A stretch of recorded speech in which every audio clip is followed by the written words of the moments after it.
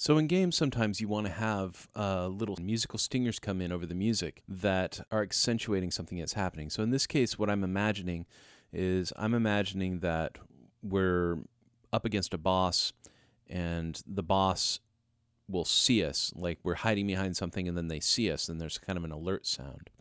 So if I unmute these, basically what I have is I have short trumpets, a Wagner-Tuben rip, which is going like that, hence the name. Some trombones, and a French horn sound effect called a rip as well.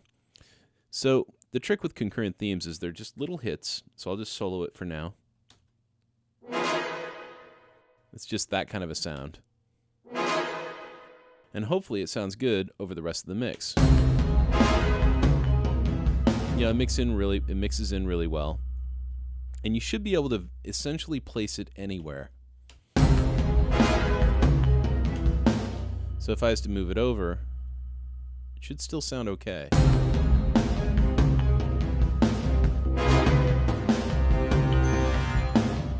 Now, this entire loop is on something called a shared timeline if you're using a dynamic music system, which means that all of the elements of this piece are going to be referencing sort of a grid of where things can happen, an 8th note grid, 16th note grid, depending on what program you use, whether it's Wise or Fmod or any other implementation tool. In this case, in Logic, I'm just placing it, right now I'm placing it on quarter notes, but essentially you can be slightly off. Like if the character sees you and you hit an 8th note instead of exactly the 16th note where the character saw you, you're going to be okay. It's going to be within the range.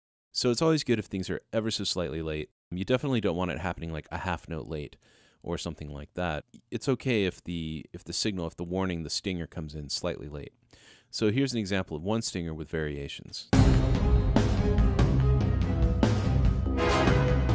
Okay, so that happened there. Let's try it here. Pretty much sounds good anywhere.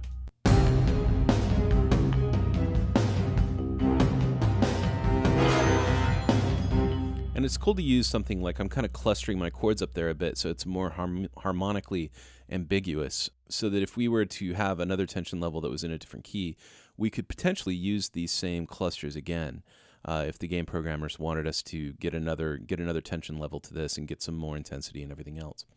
So here's a slight variation. Basically all it is just transposed a bit. So same exact line, but just slightly transposed. Adding a little bit of variation so that when we're seen each time, it's just slightly different. Just using transposition there. You could also use a different inversion, or maybe spread the chord out differently, or even use different instruments, but you kind of want it to be this concurrent theme, this theme that's happening on top of our piece. We definitely want it to be meaningful and mean something, and in this case, we're being revealed by the boss. So we want to make sure that the sounds that we use and the sort of palette that we're using stays consistent. But that's essentially creating a concurrent theme, and we'd bounce this to a WAV file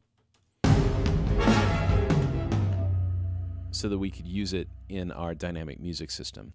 A lot of times people end up using a WAV file that has several different stems or submixes that are all playing, and then this additional event will be triggered like a sound effect.